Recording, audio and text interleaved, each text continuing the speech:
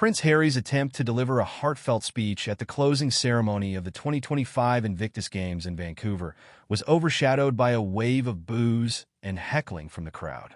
The Duke of Sussex, once admired for his military service and charity work, now finds himself increasingly at odds with the public, particularly in North America. As Harry stepped onto the stage to deliver his final remarks, the reaction from the audience was anything but warm. Jeers and boos echoed through the venue, an undeniable sign of growing discontent with the prince. Witnesses at the event reported that some in the crowd even shouted phrases like "Go back to California" and "We don't want you here" as he spoke.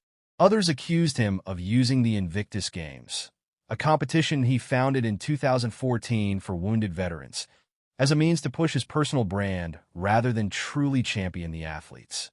The heckling seemed to catch Harry off guard, though he attempted to maintain his composure. As the jeers continued, the prince pressed on with his speech, but it was clear that the atmosphere had turned hostile.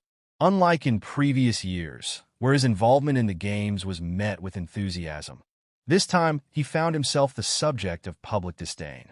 Once a beloved member of the British royal family, Prince Harry has become a divisive figure since stepping down from royal duties in 2020 and relocating to the United States with Meghan Markle.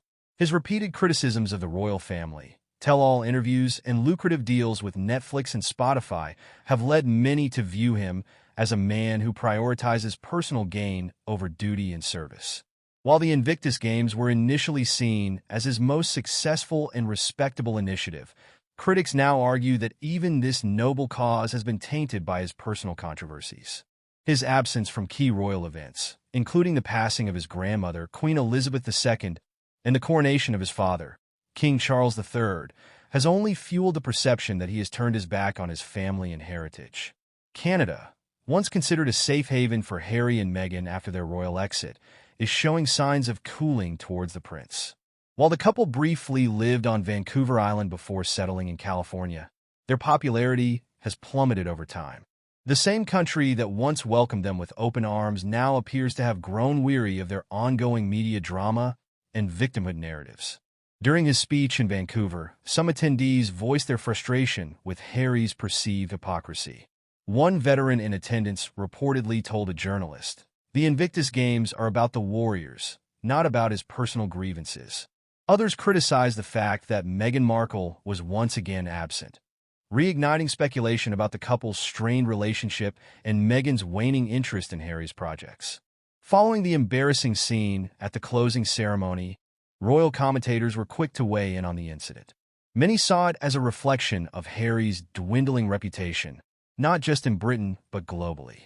Piers Morgan, one of Harry's most outspoken critics, took to social media to mock the prince, writing, "Even at the event he created, people are tired of his nonsense." What does that tell you? Despite the backlash, some of Harry's supporters defended him, arguing that the boos came from a minority of critics rather than the entire crowd. However, the undeniable heckling on such a significant stage raises questions about how much public support he truly